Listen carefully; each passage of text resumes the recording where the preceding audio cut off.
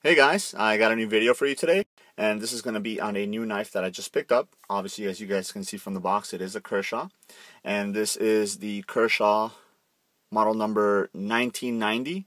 Name is Brawler, and I actually just picked this up because I saw it at the store. I started playing around with it, and I just kind of really loved the way that it felt in my hand, so I had to go ahead and pick it up. Now, the box is empty because I actually already took the knife out of it, because it was a little bit of a pain to get into it. You guys can see how it's all bent and stuff there, so I figured instead of fumbling with it in the video, I'll go ahead and save you the trouble of seeing that and take the knife out. So here is the knife itself.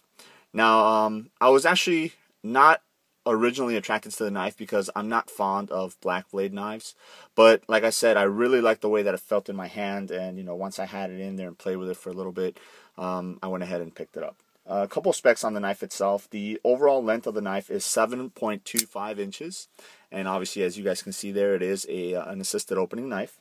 The blade length is 3.25 inches, so it's pretty good for everyday use. The material of the blade is 8CR13 MOV stainless steel, so it's not the best steel, but it's pretty easy to sharpen, and that's pretty good for the majority of people. It does have a glass-filled nylon handle, and as you guys can see, it does have some designs on the handle there. They do provide pretty good texturing, which is nice, but this I don't think this would be considered a pretty heavy use blade. Just because of the ergonomics and stuff like that. It's pretty good for everyday usage, but not heavy usage. Weighs about 4 ounces, so it's pretty lightweight for the size. Now, what's cool about it is it also has a 4-way pocket clip, so you can carry it tip up or tip down, left or right hand carry. So as you guys can see here, it comes set up for right hand tip down carry, but I will be switching that to tip up carry just because that's what I prefer. It does have the thumb studs on either side, so it's pretty easy to open if you want to use those, as you guys can see there. But it also comes with the flipper in the back, so that makes it completely ambidextrous, so you can open it left or right hand. Like I said, the blade is coated in black, and I haven't really used it too much, so I don't know how that would hold up, but it seems to be pretty good. It also has a little bit of jimping right here on the thumb ramp and on the spine of the blade itself. It's not that grippy, and hence why I said this wouldn't be a hard use knife, but for the most part it does give you a little bit of traction in the back there. And then the flipper also becomes a choil right there for your finger, so there's no you won't have to worry about your fingers slipping onto the blade if you're going to be using it maybe to pierce or something like that. The ergonomics of the handle themselves are really nice. As you guys can see, based on the size of my hand, I do get a 4-finger purchase on the knife itself, and with my thumb on the ramp right there, it locks it in really nicely. Now, it does have a little bit of jimping back here as well, and on the spacer right here, it also has it too.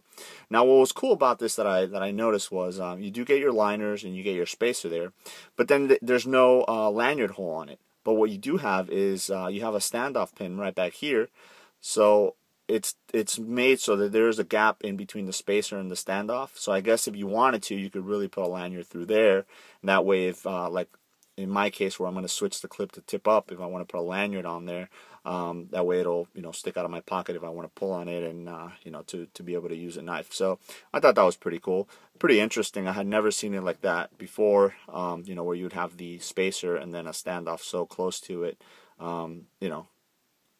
Just another design feature. So one thing that did attract me to this knife is the blade itself. It has a really cool design.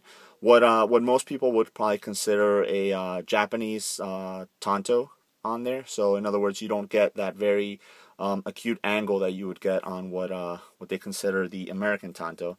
And I have a small little knife here by way of comparison, so you guys can see what I mean. So obviously on the Sanrin Mew here on the right hand, so you guys can see the tanto. It's a very noticeable angle from your primary blade to your secondary edge. I'm sorry, from your primary edge to the secondary edge there, as opposed to on the Brawler here. It's kind of like a continuous upswept from the primary to the secondary. So that's the key difference on there. I prefer the Japanese style better, just because I'm one of those people that when I sharpen my knives, I tend to, if it's an American style tanto, I tend to kind of almost round off that particular edge.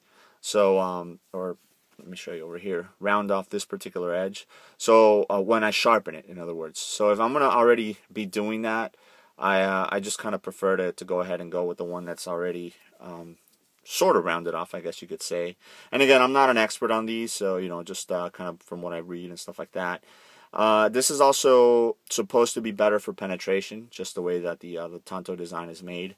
Not that that's a big of a deal for me, but, you know, I kind of like that. Now, by way of comparison, I've got another Kershaw here. This is the RJ1.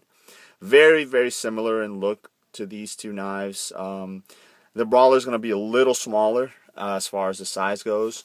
But, you know, the blades are very similar in the look and the style and stuff like that. The handles, you know, they have the you know, these designs through them and stuff like that. The machining on it, the flipper also becomes a choil on it. But as you guys can see on the Brawler, it's a little bit more pronounced. You know, even though it's a smaller knife, the choil does become a little bit longer on there, so it gives you more security when you're actually using it. This is a liner lock, and locking is it's really good. It's very very tough. There's no blade play whatsoever, up and down, left or right. The detent is really good. Centering is it's okay, and you know, it just comes out really, really nice.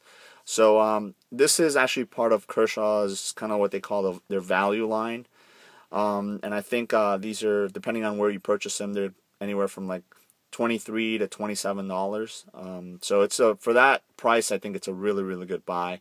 I'm gonna start EDCing this and kind of rotate into my my everyday carry scenarios and see how that does. So let me know if you guys have any questions. Thanks.